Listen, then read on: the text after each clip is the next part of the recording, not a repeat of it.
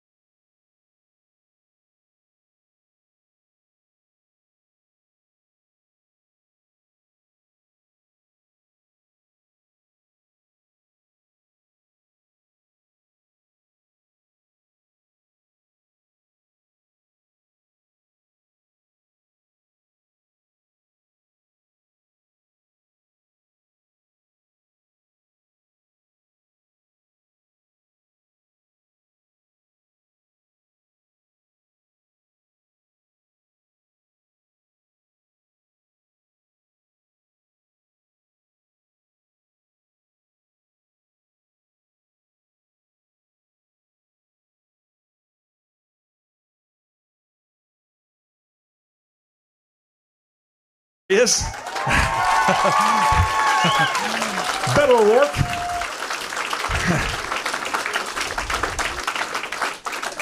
And just to say a few brief remarks, in case you don't know, Beto is from El Paso, Texas. He's from the southern binational multicultural borderlands. But here he is now from the borderlands to the heartland. And it's great to have him. And let me also say that, he's got lots of experience in terms of 6 years in the city council in El Paso, and also 3 consecutive terms in Congress. And in terms of, basically a lot of us didn't hear a whole lot about him until this past Senate race, where he made a huge splash in a red state. And anyway, so a few things about him in terms of he's very inspirational, motivates people. He wants to bring us together, end the divide, emphasize what we have in common in terms of any party, no matter what your background. He's a very inclusive candidate, which is what I find very inspiring. And also, in terms of lots of reforms that he's definitely putting forward for us to think about. And I have to also say, as a personal side, whoops, I was into punk rock too, back in the day. And I want a mosh pit here? No, a little bit too crowded for that. But I was thinking about that. One of your bands that you liked was Minor Threat. And I was thinking, Beto is not a minor threat. He's a major threat to the political status quo in this country. No doubt about it. And yet, he doesn't have any anger. He talks like he wants to bring us together, and I think that's incredibly amazing. And also, he speaks fluent Spanish, which amazes me too. So I could go on and on, but I won't, because I know you want to hear from Beto. So, it's my great honor to introduce maybe the next president of the United States, Beto O'Rourke.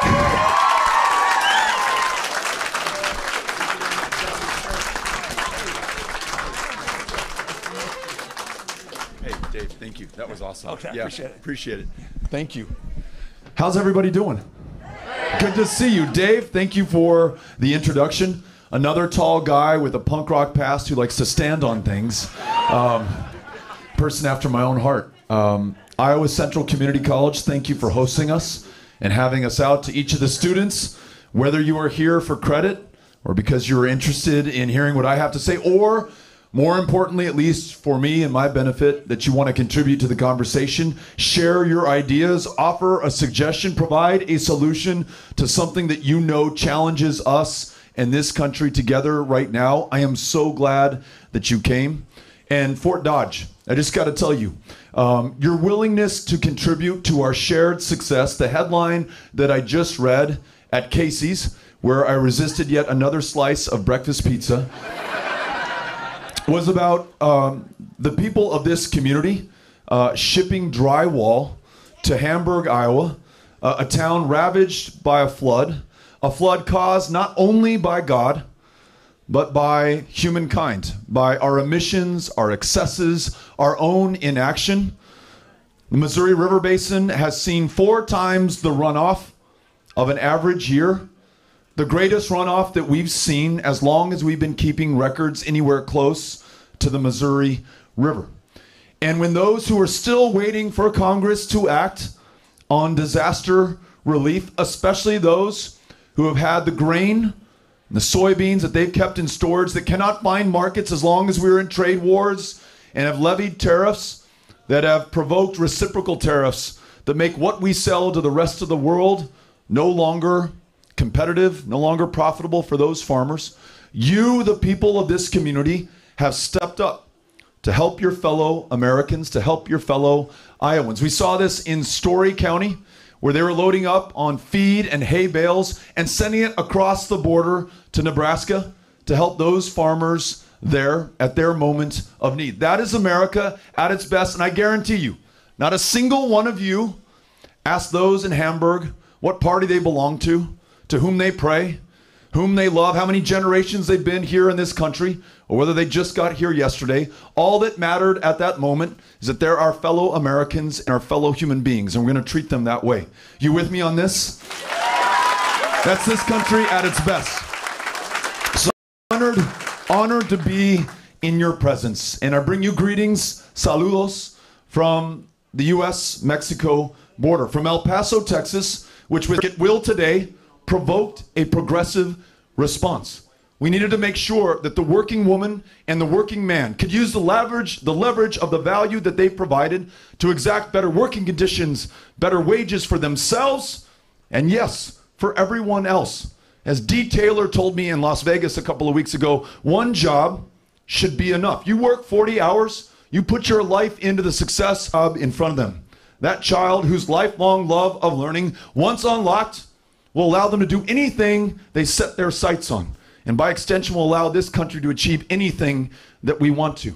We need to make sure that you can afford to take care of yourself and your kids and your parents. Paid family leave for everyone in every single part of the country. And women in a state like Iowa that ranks 35th in the disparity between what men and women are paid for the same job that provides the same value. We must have equal pay for every single woman in this country. I also want to make sure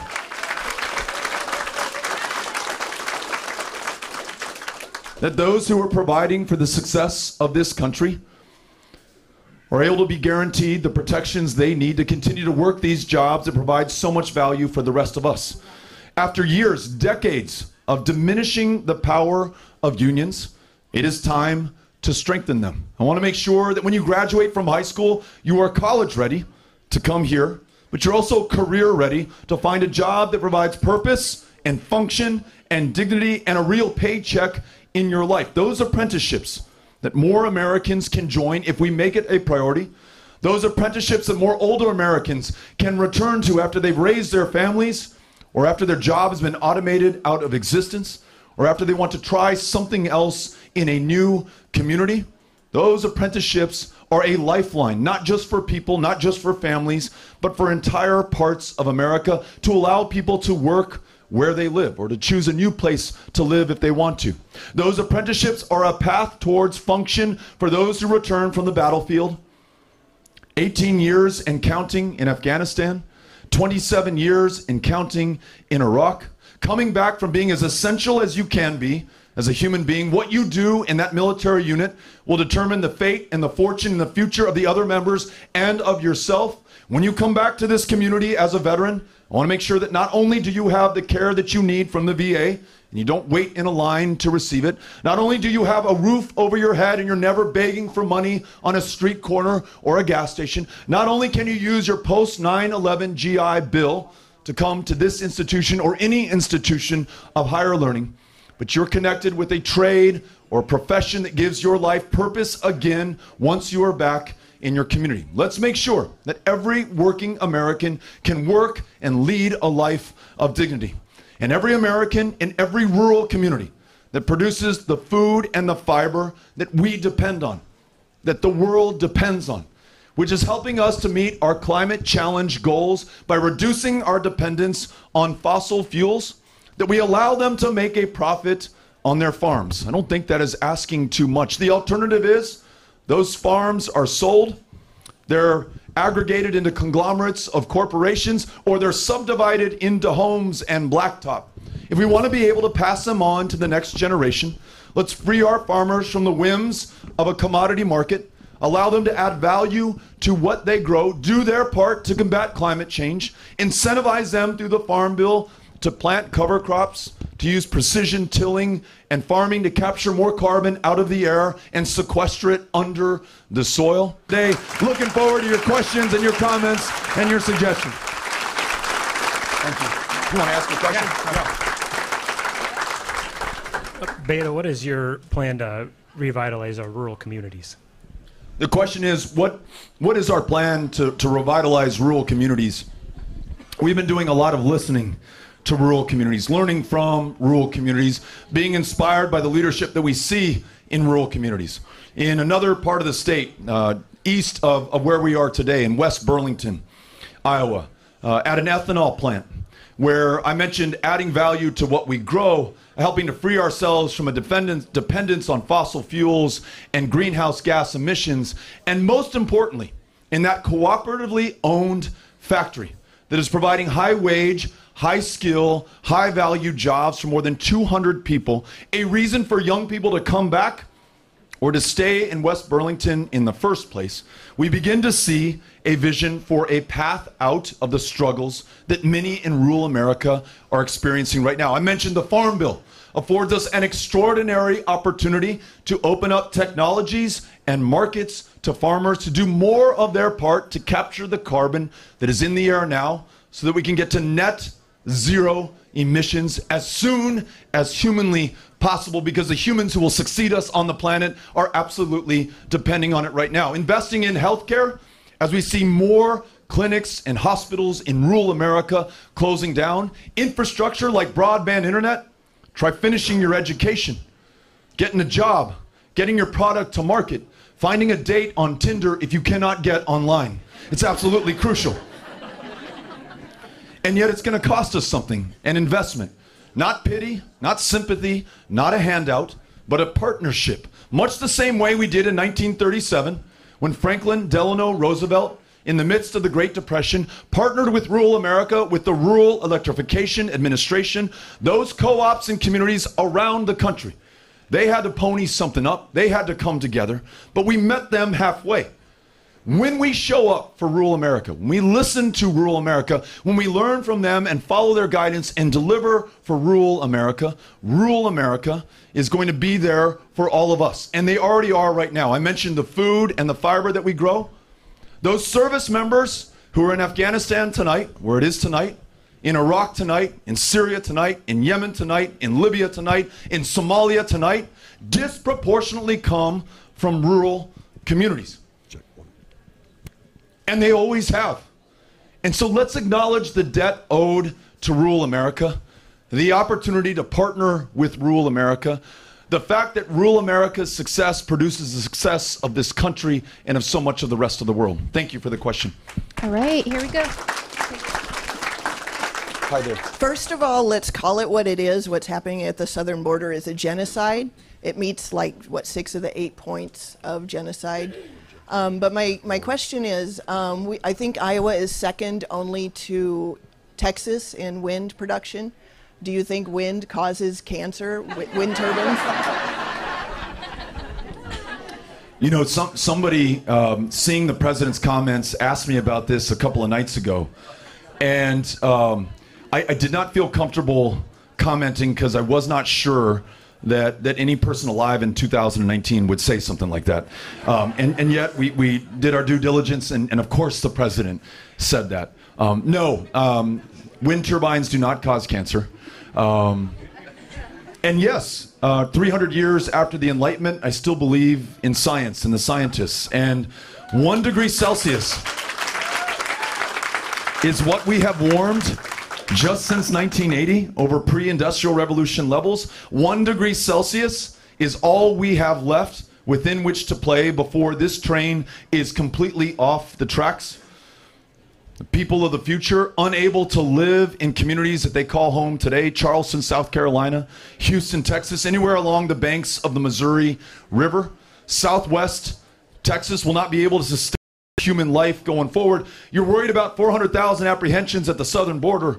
Wait until some countries in the Western Hemisphere can no longer support human life. You will then have a refugee crisis on your hands that you can only begin to imagine right now. So yes, wind, which is number one here in Iowa in terms of the country as a share of your portfolio of energy production. In Texas, we generate more wind in absolute terms than any other state. And Republican governors and Democratic members of the legislature invested in the infrastructure to carry that capacity that we were generating. At Roscoe High School, home to the Plow Boys and the Plow Girls, you can graduate at 18 years old with a high school diploma, with an associate's degree, and with an FAA remote pilot's license so that you can fly the drones that perform the maintenance inspections on the wind turbines that we have there. High wage, high skill, high value jobs. A reminder that the 2 fastest growing jobs in America today are wind jobs and they are solar jobs. So yes, there will be some sacrifice. Let's be clear and wide-eyed about this. But let's also understand that there is a new economy. There's prosperity in that economy, and there's opportunity for rural America, for urban America, for the communities that have borne the brunt of climate change and pollution thus far to be first in line to take advantage of these jobs, these opportunities, and this economic growth. We must free ourselves from a dependence on fossil fuels and greenhouse gas emissions. Thank you for the question.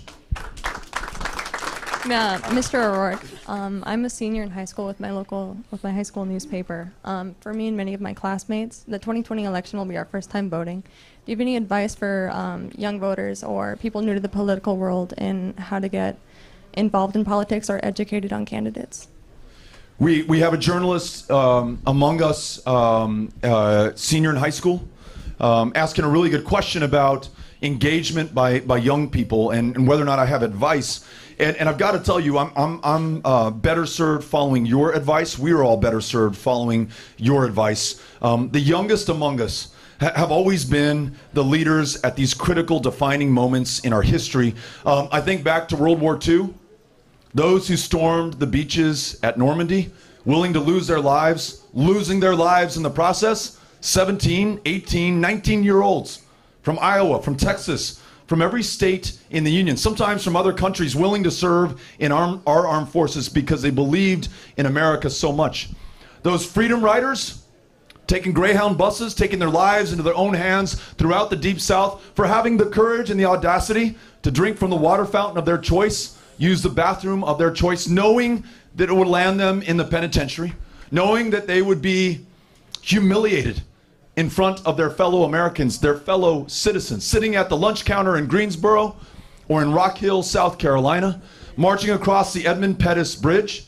Many of those young men and women lost their lives, were willing to sacrifice their lives to purchase civil rights and freedom for all of our lives. And so these issues today, whether it's gun violence that claims more than 30,000 lives in this country every year, unlike any other developed country on this planet, it is young people who are forcing the change. Climate change, it is young people who are forcing us to accept our responsibilities at a moment that we still can. Healthcare for all, it is young people leading the charge. And in Texas, the transformation that we just saw in our democracy and in our politics, where we came within 2.6 percentage points of defeating Ted Cruz, but more importantly, 2 new members of Congress, both Democrats, who now sit in seats long held by Republicans, 17 African American women who won elections to judicial positions of power in Houston, Texas. That was led by young people. 500% voter turnout increase amongst young people in Texas. So we're counting on you. And we're going to follow your lead. And I absolutely accept and I'm grateful for the fact that you're the leader right now of this moment, not of tomorrow. So we're going to be in this together. Thank you for being here. Appreciate it. Back of the room, 1 o'clock. Here we go. Okay. I have a digital watch, Connell, so it's so hard for me to... How will you help Main Street America for small towns like my own of 800 people and businesses closing down, and now all we have is a city hall and a post office? How will you help like small businesses to grow in these towns that are Main Street America? Thank you for the question. You know, I mentioned this unprecedented concentration of power and wealth and privilege, unseen since the last Gilded Age. And I talked about the progressive response, part of which was breaking up the trusts and the monopolies, returning more power to people, emboldening and strengthening unions so that they could use their leverage to exact better working conditions and wages for more Americans. We fast forwarded to the generation of FDR and the public works programs, the Conservation Corps, the Rural Electrification Administration, investing in people, investing in communities, and ensuring that corporations and trusts and monopolies did not become too powerful. And when they had, breaking up that power. I think this moment calls for similarly bold measures. At a time that you've seen a concentration in corporate power, perhaps the best display of their capture and corruption of our institutions was 2 years ago, a $2 trillion tax bill. At a time that they're sitting on record profits, took their tax rate from 35% to 21%. The majority of those benefits flowed to corporations and to the already wealthy in this country. Those people, the future, to whom I keep referring, they will not be able to believe it. At a time that you were $21 trillion in debt, when you had $4 trillion in outstanding infrastructure needs, when millions of Americans could not get health care, your answer to that was a tax cut to the wealthiest and to corporations. And in the same time that we've seen corporate consolidation, we've seen a reduction in dynamism in small businesses. Let me give you a statistic. Almost half of returning GIs from World War II started a small business. Car repair shop, grocery, restaurant, whatever it was, they came back and found opportunity in this country. The post 9/11 GI Bill beneficiaries, some perhaps in this room, those returning from the wars of 9/11, 4% of them have started a small business, have been able to build wealth and opportunity for others in their community, including other veterans. So breaking up the power of corporations, one of the ways that we do it is we don't accept a single dime of political action committee money, no corporate help, and no lobbyist support. We should make sure that we overturn Citizens United, which equated corporations with people and money with speech, and allowed corporations to have this kind of stranglehold on our democracy and on our economy. More access to capital, especially for communities whose independent banks have closed up or have been consolidated or consumed in larger financial institutions, and especially for communities that have been denied capital historically. If you think about Black America and the Jim Crow laws and the effects of segregation and redlining that prevented some from being able to get a home loan in the first place, which is one of the best ways to build wealth and pass it on in the United States of America, to produce a seed capital for that small business that you want to start. We've got to make sure that that access to capital gets out to all communities, especially those who've been functionally denied them before. So if we break up extraordinary power where it is, return more opportunity to those among us, invest in things like healthcare so that you're well enough and free enough to start that small business and focus on what you do best, then I think we're going to be able to meet this challenge much as we did in the last Gilded Age. Thank you for the question. Okay, straight down the middle. Here we go. Hi, thanks for being here. Of course. Immigration is personal to me.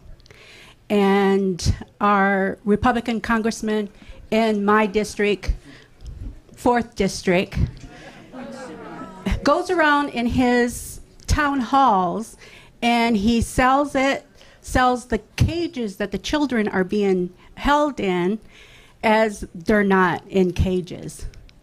And I know you were just at the border, under the bridge, where they were holding families, babies. And I just want America to hear and listen what's actually going on around here. Thank you.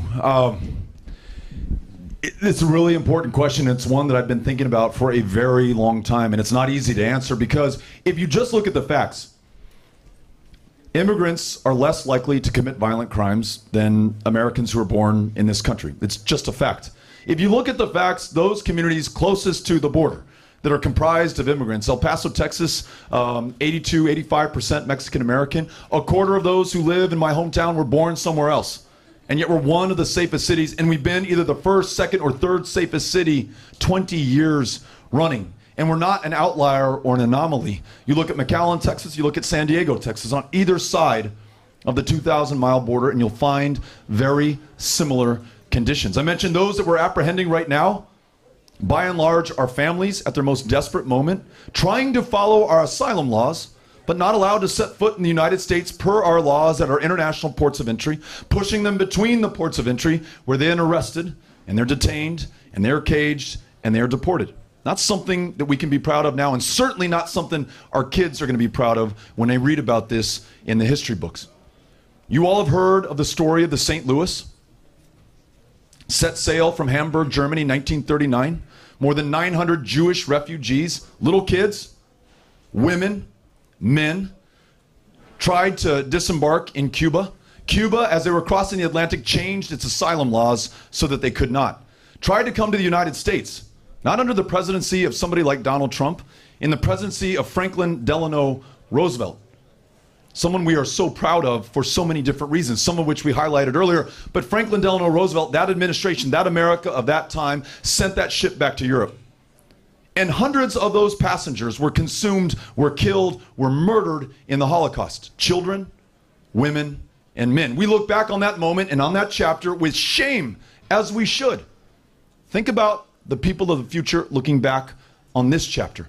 You know that wall that I talked about? Not only is it going to cost you $30 billion, not only are you going to take someone's farm in order to build it, not only are we as safe as we've been on the border, in other words, there's no cause to do it, but more than 10,000 people have died just in the last 15 years trying to cross into the United States. Women, children, and men. They're not in cages, they're not detained, they're not separated, they are dead. And as we build these walls, we've got 600 miles of them so far, we push them into ever more inhospitable, remote stretches of the desert where they are bound to suffer and in far too many cases die. So I want to make sure that we share the facts. You're spending $19.5 billion a year to secure the border. 20,000 Border Patrol agents. This is the high water mark for security spending and law enforcement on the border. The president sent 5,500 members of the United States military. As though we weren't in enough wars around the world, we're now going to deploy service members to the border, to some of the safest communities. But these facts and those statistics obviously are not compelling enough. So let's tell our stories. You may or may not know the story of Marcelino Serna. Undocumented immigrant, we might call him a dreamer today. More than 100 years ago, when this country entered the First World War, he joined the United States Army. His drill sergeant said, "Serna, you do not have to fight this.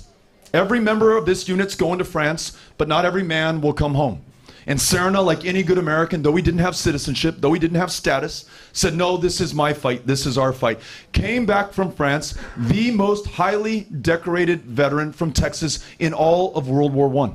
Ambrosio Guillen in East Texas, a dreamer. When Houston flooded, those 58 inches of rain and people were dying and drowning, like any good Texan or American, hitched his boat to his truck, drove down to Houston, put in where he could, saved lives, and in the process lost his life. Those are the immigrants, those are the dreamers, those are many of the undocumented in our communities. Let us tell their stories, because when the president calls immigrants rapists and criminals, tries to ban all Muslims as though they are inherently dangerous to our country, calls Klansmen and Nazis very fine people, calls asylum seekers an infestation. Imagine a president of the United States of America describing human beings who are desperate as an infestation. Then the cages and the deaths and the rise in hate crimes that we see in this country are predictable, and they have followed. So I want to make sure that we tell our stories. Powerful, compelling, true, and honest, and profound. It's not just the facts and the truth, as important as they are.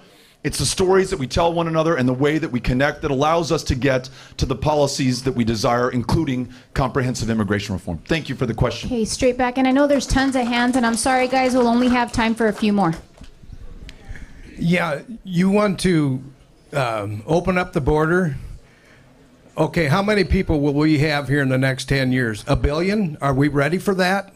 If you open up that border like the Field of Dreams, they will come from all over the world. There's billions in poverty. They will all come to the U.S. Do we have the means to just let them walk in? Yeah. Thank you for the question. I do not want open borders. I don't want anybody to just be able to walk in. I'd love this country to follow its own laws. We have asylum laws on the books that this administration is not following, not allowing people to lawfully attempt to claim asylum. And as you probably know, claiming asylum does not give you asylum or a permanent presence in the United States. If you meet the credible fear test, if you're able to meet some of the other barriers, you're able to stay. If you don't, you're deported back to your country of origin. 400,000 apprehensions last year. It's a big number, but it pales in comparison to the 1.6 million apprehensions in the second year of the George W. Bush administration. There are more Mexicans going south from the United States than are coming north from Mexico right now. We don't have zero migration from Mexico. We have less than zero migration from Mexico right now. So here's my solution to the very legitimate question that you pose. Yes, we've got to have security. And I've worked on security with Republican colleagues, investing in our ports of entry, where the vast majority of everyone and everything that ever comes into this country first crosses, Knowing who they are and what they bring demonstrably makes us safer. I'm for comprehensive immigration reform. Having people come out of the shadows, get right and register with their government, that makes us safer. We now know who is in our communities. And then this, we can either meet those Central Americans at our front door, as we have been doing in this administration and in the last, with open arms or with a wall, or we can go to Central America and try to address the root cause of their outmigration and this flow of refugees. Investing in those countries at a time that the president wants to zero out $500 million in aid for those 3 countries. We need something akin to a Marshall Plan that allows them to rebuild their civil society, their institutions, their rule of law, so that they can stay at home and rebuild their economy. If we fail to do that, then we should expect them to continue to come to this country. And I guarantee you, they will. No wall, no militarization, no inhumane policies will keep them out. This current administration is case in point to that. So let's be smart about how we meet this challenge. Thank you, sir. And again, I apologize. These are my last 2 questions right here. How can you help us improve our schools? Thank you for the question. How do we improve public education so that it's truly a world-class experience for every child of any age, from any background, in any part of the country? First, let's acknowledge that starting in kindergarten at 5 years old is too late. Some kids on the first day of kindergarten at 5 years old are 10 months back in reading comprehension, 12 months back in math. And as you probably know from your time in school, I remember from mine, you never get to press pause and catch up to everyone else. You will more likely than not stay behind for the rest of your academic career. You are less likely to graduate from high school, be able to attend an institution of higher learning, earn something that makes it livable to live, to be in this country. So if we start universally at pre-K at 4 years old for every child, move that starting line back so everyone has a closer opportunity or a better opportunity at success in their lives, not only will those kids and their families do better, we will reap the benefit in this country from a more educated workforce that is earning more and contributing more and sharing more of the burden that will otherwise rest on fewer shoulders. Let's pay teachers and educators a living wage. They shouldn't be working 2 or 3 jobs. I want them only working 1 job.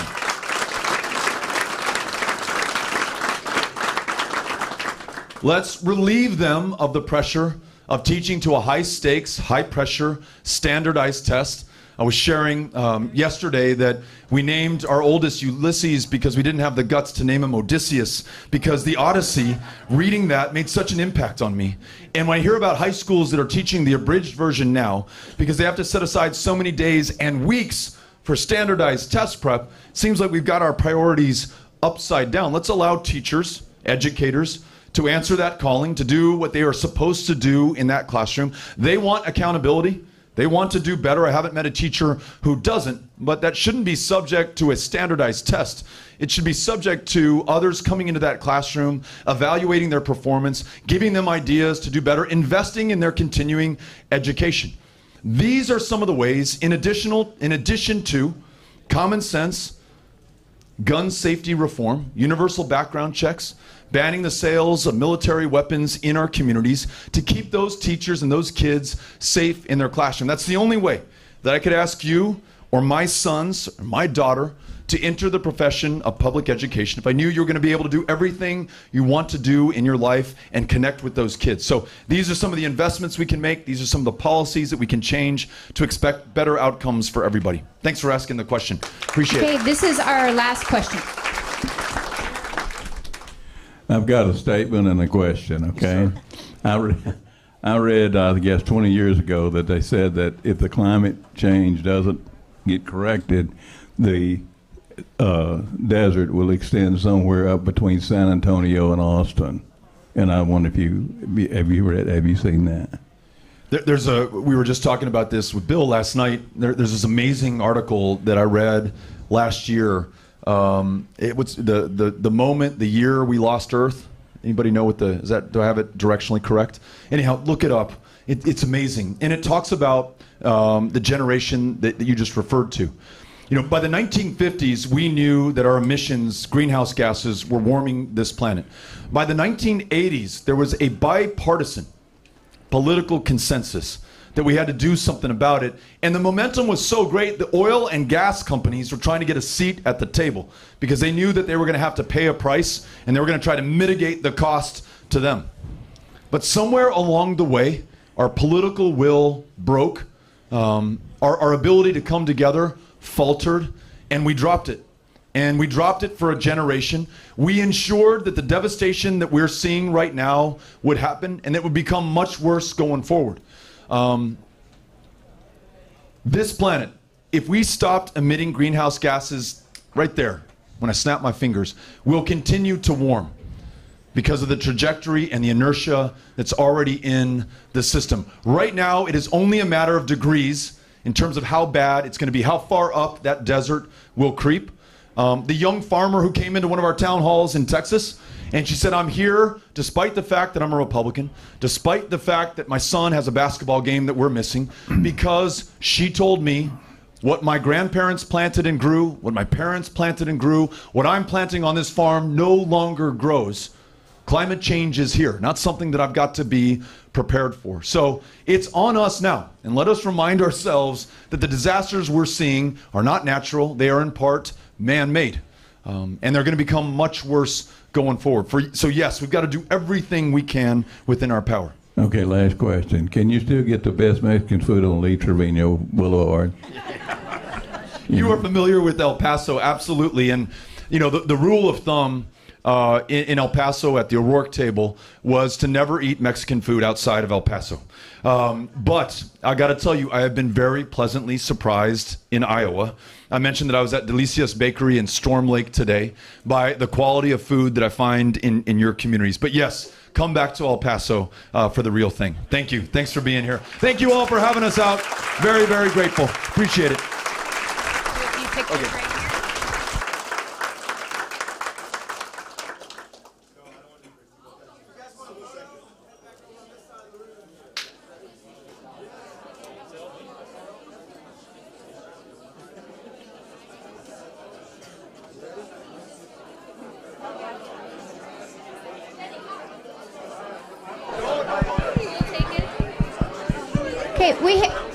So we have about 15 minutes to get to everybody, so if you have your phones ready, and then we're just going to do a quick picture really quick.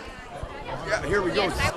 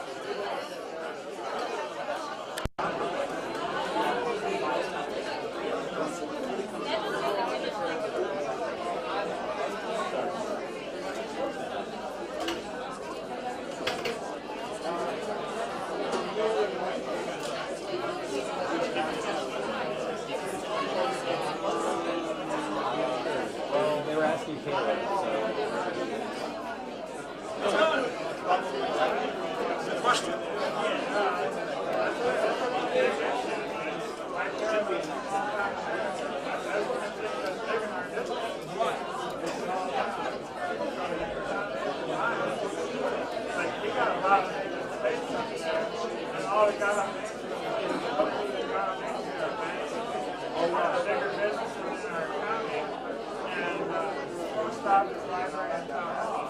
Right. We don't have much to know about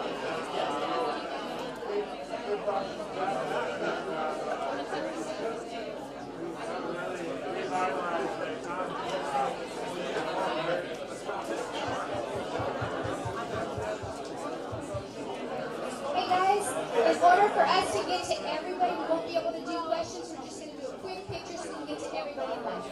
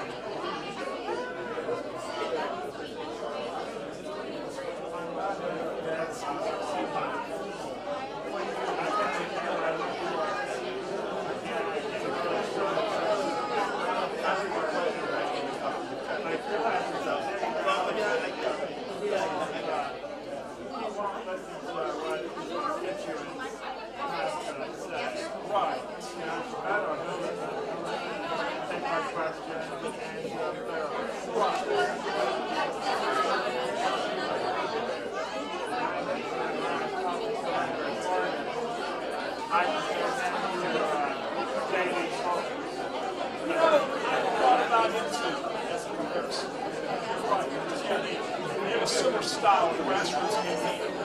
Everywhere they can. And they're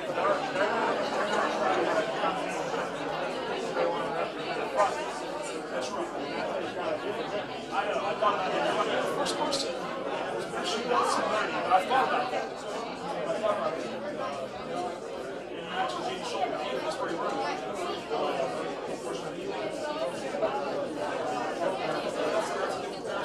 I actually think it reminds me of Obama.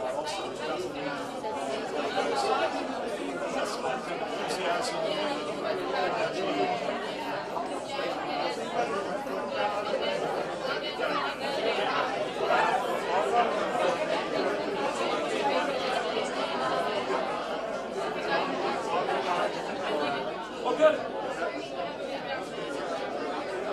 So you should be right.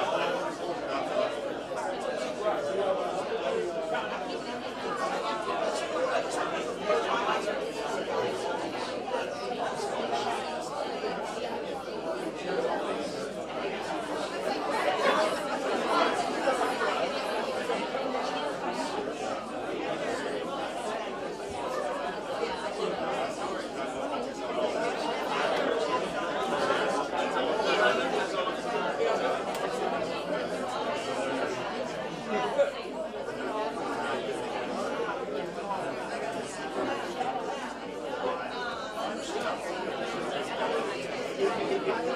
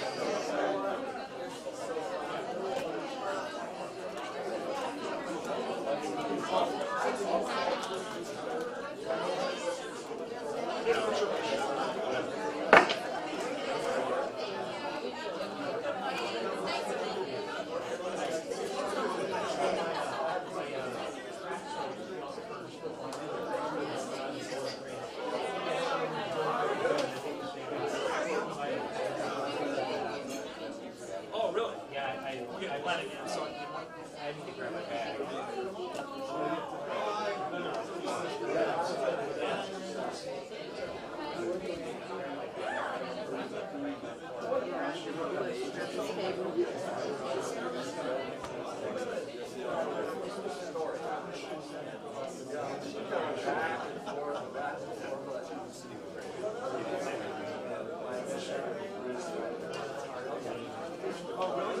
could never be a politician. Oh, well, here.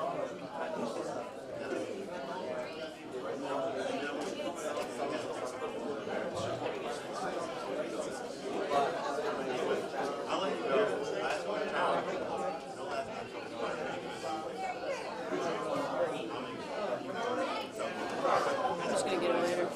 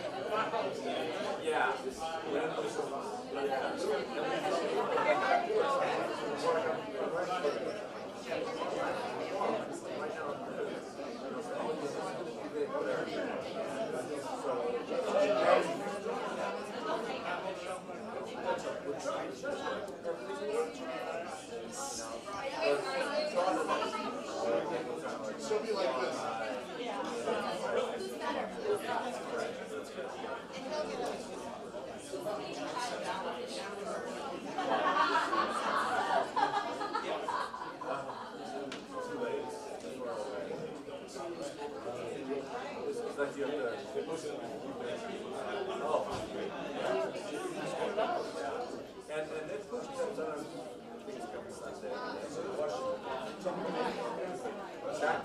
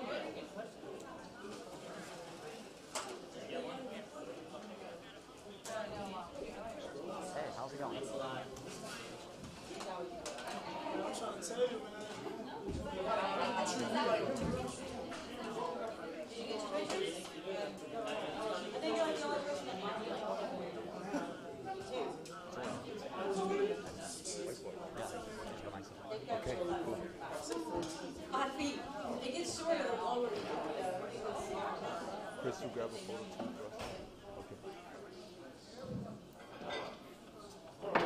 Oh, you had a meeting here, right? Did he wait? No. This shit look weird. Did they wait? No.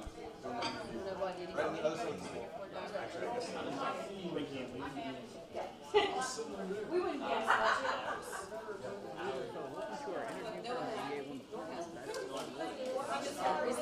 We're doing great.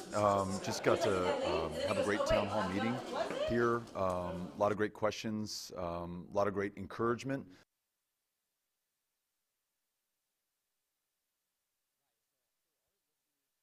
At one point, our radio station, who may not be familiar with you, tell us a little bit about yourself. So my name's Beto O'Rourke, born and raised in El Paso, Texas. It's a city of immigrants. It's a strong, successful, safe city because it's a city of immigrants. Served that city in the House of Representatives for 6 years, working on issues supporting our veterans, expanding mental health care access for those who've come back with PTSD or traumatic brain injury, military sexual trauma. Supporting my community doesn't matter to me if you're a Republican or a Democrat or independent, or if you don't vote. You're my fellow American. I'm going to do everything in my power to serve you. Running for president now and running for everyone. Again, the differences don't matter of race, religion, gender, how many generations you've been in this country, or whether you just arrived yesterday. All of us have to pull together to meet the challenges of climate change, of making sure that we have access to a world-class education and we can afford it, health care, and economic opportunity for all. The only way to do that is with all of us and everybody giving all that they've got. So, is there a career-defining moment for you in your as a political candidate that has really shaped you as a politician? that really drives you forward? It's a really great question. When I was on city council in El Paso, we held a town hall meeting every week, and learning from those that I represented, their ideas, answering their questions, having those town halls when I was in Congress, it kept me accountable. It reminded me who it is that I represent, at whose pleasure I serve, and it ensured that I worked with those Republican, Democratic colleagues alike to do the things that my community was counting on. And so campaigning in the way that we do, going to every part of Iowa, every part of this country, showing up for everyone, no matter how rural, no matter how urban, no matter how young, no matter how old, everyone counts, everyone matters, and we're going to listen to and learn from everyone. So I think my experiences in local government, my experiences as an American, my understanding that at this very divided moment, we've got to bring this country together, all of that informs the way in which I campaign now. So there's one big issue that's kind of a silent issue among Americans, human trafficking. So have you really thought about human trafficking? If you were the president in the future, what would you do about any policies? Yeah, a really important issue.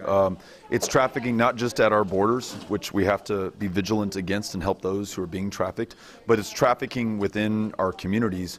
One, let's make sure that we are there for those victims. Too often, we are not quick enough to respond when a parent says that their daughter or their son, in some cases, is missing. Too often, when people have been sold and used, we blame the victim and punish them for a crime that they committed unwillingly. And so I think listening to people, making sure that the lives of the most vulnerable are protected, that we break up these trafficking rings, that we hold people accountable, that we have the full weight of justice and the law to pursue and then deter that kind of trafficking going forward. All that is necessary if we're going to put an end to it. So another kind of funny question. I read somewhere that you actually used to skateboard. Do you still skateboard, and what hobbies do you participate in your free time other than campaigning? Yeah, so I will from time to time skate in my neighborhood. I live in Sunset Heights in El Paso, to go to a friend's house or just to get out and get some exercise. I'll get on a bicycle. I like to run. I like to hike. I like to be outdoors, and I like to be moving. That's when I feel at my best. I read a lot when I'm indoors or I'm trying to get to bed. I'm reading a great book about Storm Lake right now by Art Cullen. It's fascinating, that tells the story of not just that community, but much of Iowa, and really by extension, much of the country. And then I've got 3 little kiddos at home, so a lot of time spent with them shooting hoops. All 3 play on basketball teams, and all 3 put me through my paces. So all that, and then running for president keeps me busy. So I also heard that you're a punk rock fan. What are some bands you like? Do you like any other music? Frequently do you go to concerts? Yeah. They called The Clash the only band that matters. And for me, that really rings true. It's great music. It gets back to the roots of rock and roll. But it also talks about important issues of justice, and just something that really resonates to me. So I love The Clash. I love the DC bands that came out of Discord Records. I love a lot of the LA punk rock, X, and other bands that came out of that. I love El Paso, At the Drive-In, Mars Volta, the Rhythm Pigs. So there's a lot of great punk rock from all over the country, and I'm constantly discovering new local bands who really make a difference. So on healthcare, I didn't mark one of the boxes. Does it matter to any The goal is guaranteed high-quality universal health care for everyone. So let's begin by ensuring that you can afford your prescriptions, bringing the cost of premiums and the size of deductibles down, expanding Medicaid in states that have failed to do it or have unsuccessfully done it, like here in Iowa where we privatized it. And then let's ensure through a program that some have called Medicare for America that you can choose to enroll in Medicare, or if you have employer-sponsored insurance, you can stay in that as well. Do what's best for yourself and your family, but guarantee that you can see a doctor, get mental health care help, take your child to a therapist, afford your prescriptions. That's the path that I'd like to take. Okay, so we're going to wrap this interview up here on 88 on the Point. Thank you, Beto, for joining us. Thank you. Time out of your very busy day to have this interview. Happy to. I'm very grateful for the opportunity. Thanks. Appreciate it. Yeah.